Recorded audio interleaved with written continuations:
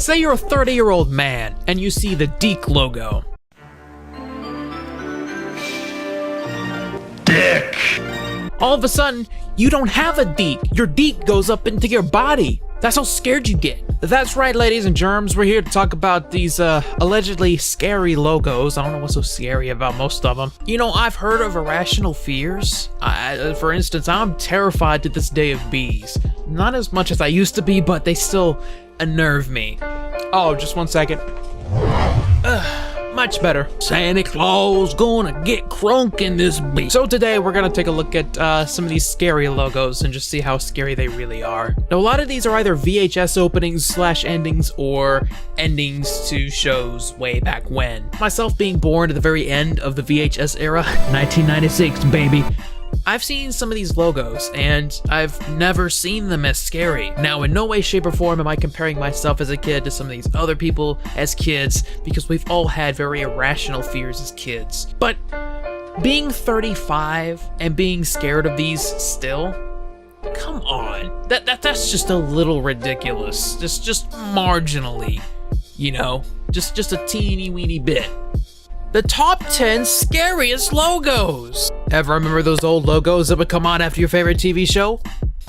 Well, in the 80s and 90s, some of the logos will be downright creepy. Okay, show me. BBC. Okay, let's take a look at it.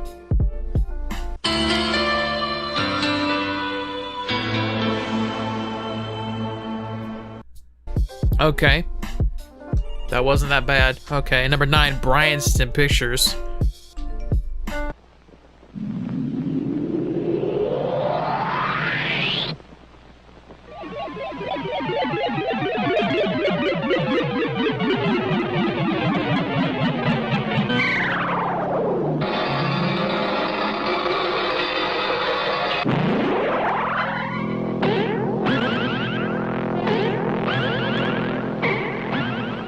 Ooh, scary.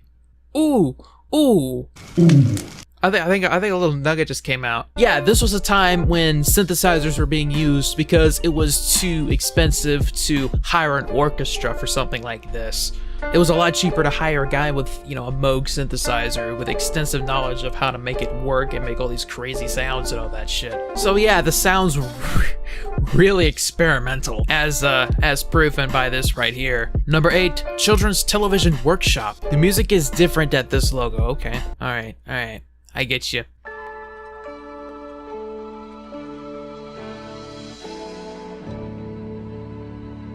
Okay, there was literally nothing scary about that one. You know, that could be just my opinion and the fact that I'm 21. That wasn't scary.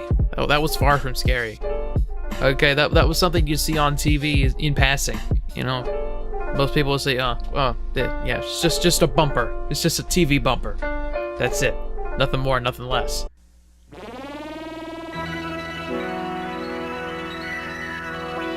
Oh yeah, this one.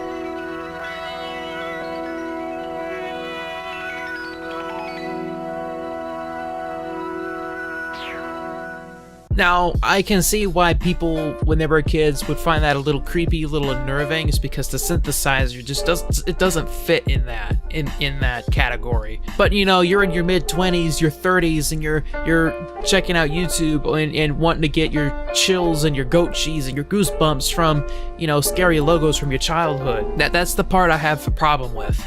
Hit me.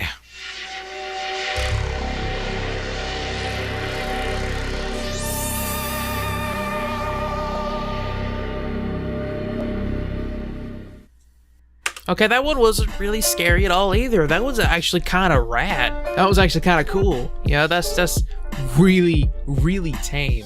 You know, early mid-90s stuff. Number 5, USQ Productions, Funny as Hell. Alright. Sorry about that, my camera decided to die.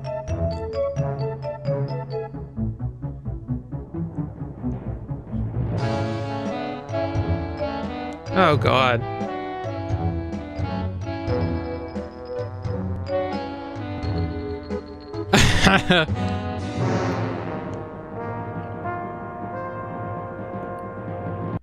Now, yeah, the animation style is a little off-putting, but that's it. And don't call this prostitute clown creepy over here. He's just looking for a nice time in the city. That's it, you know?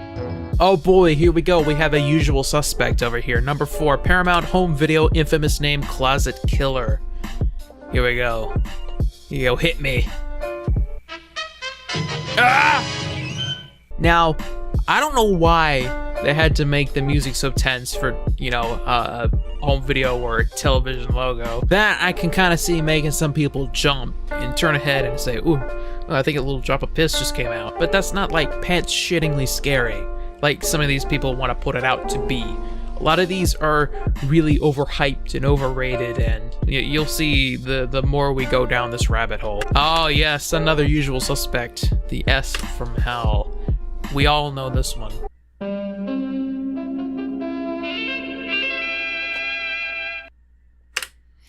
Still, really tame.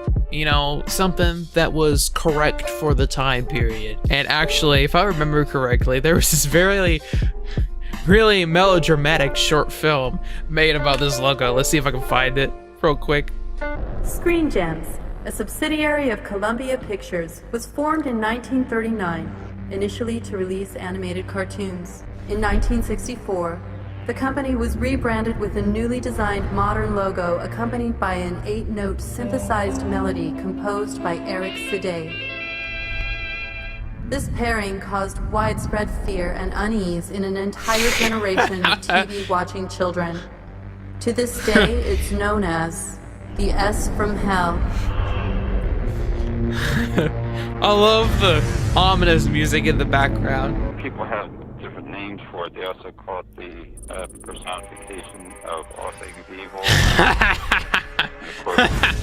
Really horrific Moog synthesizer music. Terrifying Moog synthesizer music. The Screen Gems logo on the screen comes on with two sort of like parallelograms. One is at the top of the screen, and that's like the smaller one, and then there's a large one at the bottom of the screen. That is correct. And gradually they come toward each other, and the small one on top gets larger, and the bigger one on the bottom gets smaller. And then as they come near each other, they wrap around a small spot or dot that kind of comes up in the middle of the screen. Yeah. And then as all that's happening, the word Screen Gems kind of come forward on the lower half of the screen.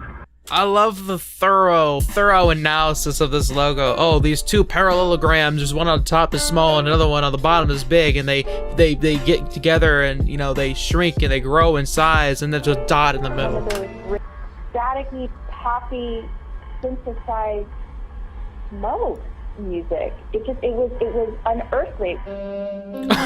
Unearthly.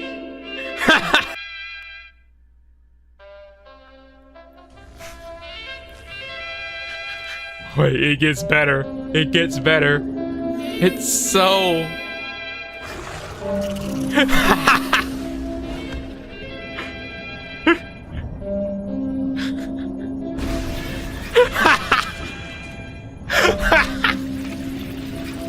A snake!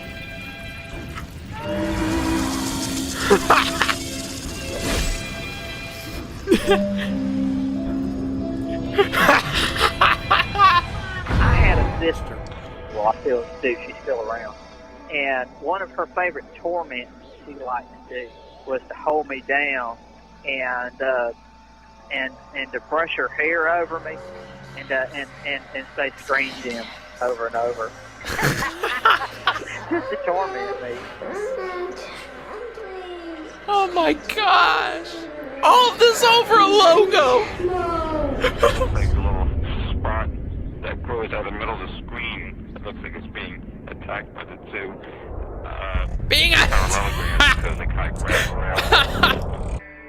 Oh, here we go. We're getting to the beef of this now. And again, this is, you know, hazy. I was 5 or 6, but I remember the Screen Gems logo coming to me in a dream. It was in my face, but it was in my dream. It was blue. I don't know why it changed color in my dream. Maybe my brain was trying to protect me a little bit from this image. But yeah, it was after me.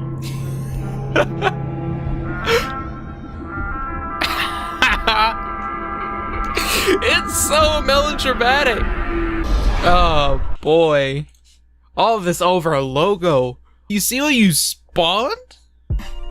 Oh. Uh-oh, we're down to the, you know, rest of them being usual suspects. We have the Viacom V of Doom. Another legendary spicy one.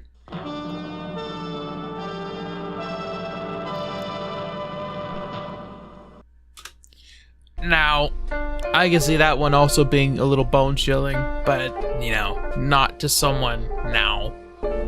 Not to someone mature. It's just head scratching. And the number one scariest logo is, yes, of course, the vid logo. The vid logo. Now, yeah, this one is a little scary, even now. Some foreign station. It's a Russian TV station.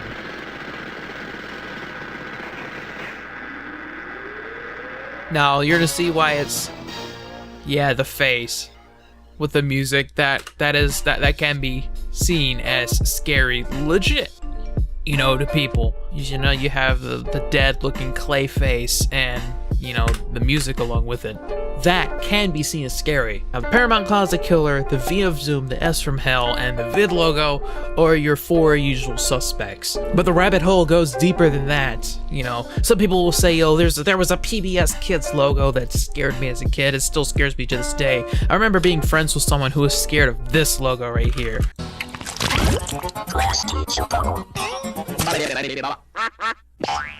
That one. Now, I've seen that logo since I was a little kid. Alright, since I was extremely little. That never scared me. Now, that I could be different, you know. We were 17 when we knew each other, and he was saying to me, he was like, "This scares me to this very day. It scares me to this very fucking day." Hat's coming off. That's itchy as shit. I've seen people say the United Plankton logo was scary. How? How is that scary? Like I've said before, this is just a big rabbit hole that gets more just ridiculous the further down you go. Like I've said many times previously, I don't care if you're a little kid and you're scared of these, you know, it gives you a little chill and a little spook and all that, but if you are, you know, a grown-ass man and you're still scared of these things, you have officially failed to grow as a person. You are a man-child. And these scary logo videos date back to before I even knew what YouTube was. Like pre-2007, and I never ever understood what this infatuation with these scary logos was. Anyway, I think that's all the time I have for today. If you enjoyed this, you know what to do. I don't gotta tell you. I'm out.